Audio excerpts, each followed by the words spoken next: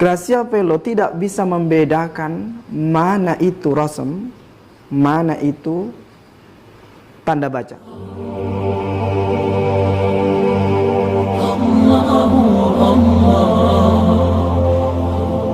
Bismillahirrahmanirrahim.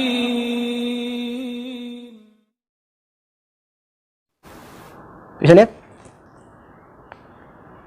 Bigofilin ama ini tuh tak malun, titik duanya di atas ya. Tak malun yang engkau kerjakan. Sekarang kita lihat versi Maroko.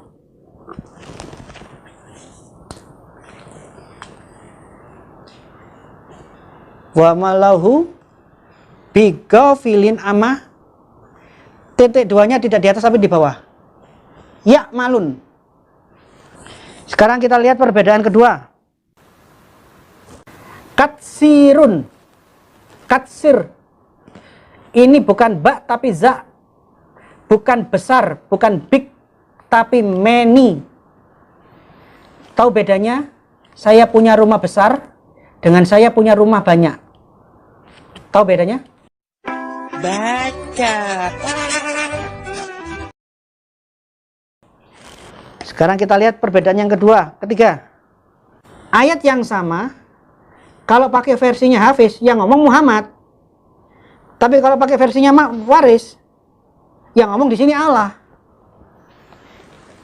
Apa kalian tidak bisa membedakan mana Allah, mana Muhammad? Quran yang dipakai resmi di negara Qatar dan sebagian Afrika Barat, di Sudan, tertulis bukan kutubihi tapi kitabihi, bentuknya tunggal. Yang benar yang mana? Tuhan menurunkan kitab-kitab bentuknya jamak atau kitab dalam bentuknya tunggal? Versi Qatar bentuknya tunggal. Hafiz bentuknya jamak. Buka surah Al-Baqarah 271. Wa yukafiru, dan dia akan menghapuskan. Dia akan menghapuskan. Lihat catatan bacaan versi riwayatnya Susi. Bukan wa yukafiru, wa nukafiru. Kung nausaw-ulang matanya.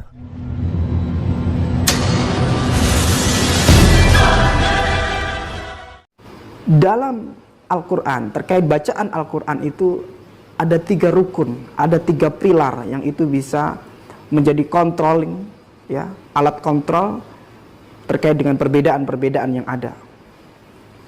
Nanti kita lihat. Pertama, rukunnya adalah wafaqa wajha nahwi. Bacaan Al-Quran itu akan bisa dipastikan apakah benar atau salah.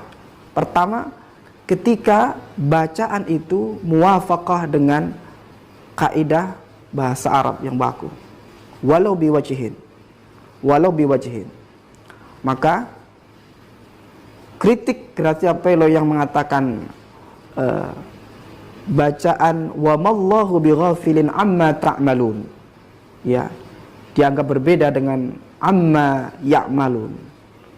Baik itu ta'malun ataupun ya'malun, itu dua-duanya adalah muwafaqah dengan salah satu kaidah bahasa Arab yang sahih, yang fushah, ya. Itu yang pertama.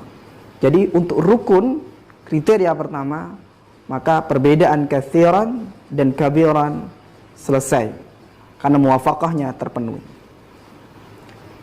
Kemudian yang kedua, rukunnya adalah dia harus muwafaqah, ya. Dia harus muwafaqah dengan Rasm Utsmani. Nah ini poinnya ada di Rasm Utsmani. Gracia Pelo tidak bisa membedakan mana itu rasm, mana itu tanda baca. Jadi yang disebut rasm adalah batang tubuh huruf. Batang tubuh huruf. Ya. Jadi bukan titik huruf, bukan harokat huruf. Bukan titik huruf, bukan harokat huruf.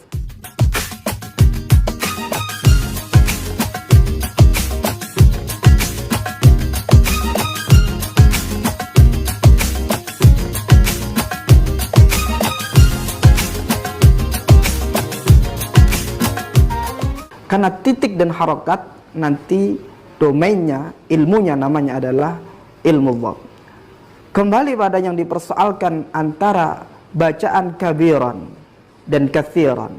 Secara rasm diperhatikan nanti geriginya.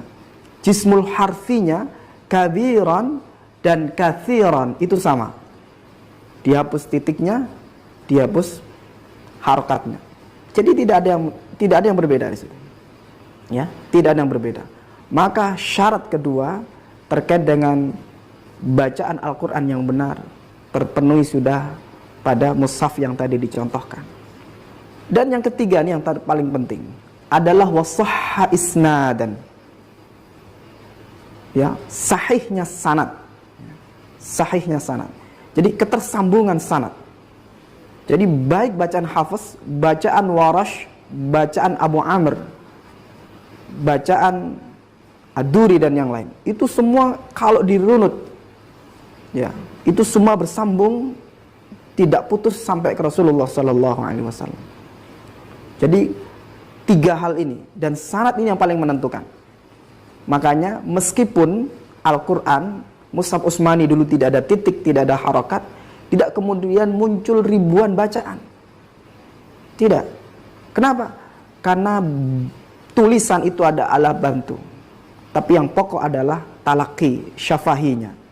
Kalau kita membaca kitab-kitab yang menjelaskan Warash, kemudian kita bertemu saudara-saudara kita dari Maroko, maka bacaan Warash kita tidak akan berbeda dengan bacaan Warash yang ada di Maroko. Kenapa? Karena faktor sahha isnadan, talakinya di dalam konteks pengajaran Al-Quran itu berjalan dari dulu sampai sekarang. Demikian, semoga penjelasan ini bisa menambah keyakinan kita bahwa perbedaan-perbedaan itu adalah dalam konteks yang sudah diizinkan dan ditolerir dan bersanad dari Rasulullah Sallallahu Alaihi Wasallam, bukan karena kesalahan, bukan karena kecerobohan apalagi, tetapi itu karena sudah sesuai dengan pilihan yang kemudian diizinkan oleh Rasul Sallallahu Alaihi Wasallam. Demikian, kurang lebihnya mohon maaf.